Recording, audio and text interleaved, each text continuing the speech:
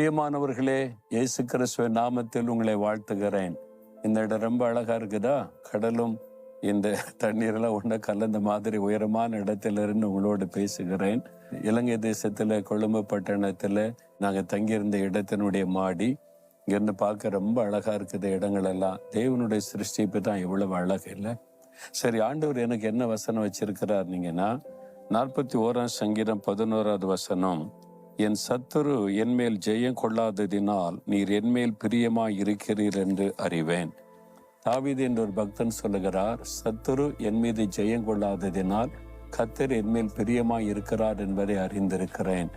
நமக்கு சத்துருக்கள் நிறைய இருக்கிறாங்க. பிசாசாகிய சத்துரு தான் மனிதர்களை சத்துருக்களாக எழுப்பி நமக்கு விரோதமான காரியத்தை செய்கிறார். தாவீது என்ற தேவனுடைய மனுஷனுக்கு ஒரு நிறைய சத்துருக்கள்.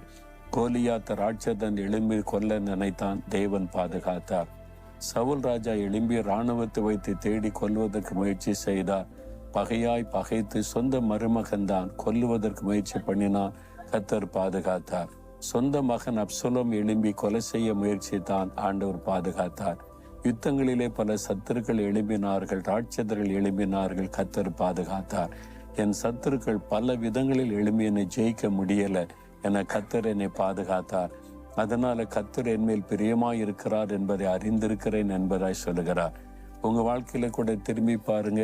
எத்தனையோ சத்துருக்கள், மனிதர்கள் வேலை செய்யற இடத்துல, வசிக்கிற இடத்துல, ஊழியத்துல உங்களை அழித்து விட நினைச்சாங்க, உங்களை முடக்கி விட நினைச்சாங்க. ஆனா யாரும் ஜெயிக்க முடியல. நீங்க ஜெயித்து ஜீவனோடு இருக்கிறீங்க. என் ஊழிய பாதையில எத்தனையோ சத்துருக்களை நான் சந்தித்தேன். மனிதர்கள், பிசாசின் கிரியைகள், பொல்லாத மனிதர்கள், தீவிரவாத அமைப்புகள், சில அதிகாரிகள் இருந்து சத்துருவாய் என்னை பகைத்து முடக்கிவிட அழித்துவிட நினைத்தார்கள். கர்த்தர் யாரும் என்னை ஜெயிக்க விடாதபடி எனக்கு ஜெயம் கொடுத்து நடத்தினார். அதனால நான் அறிவேன் அவர் என் மேல ரொம்ப பிரியமா இருக்கிறார் என்று.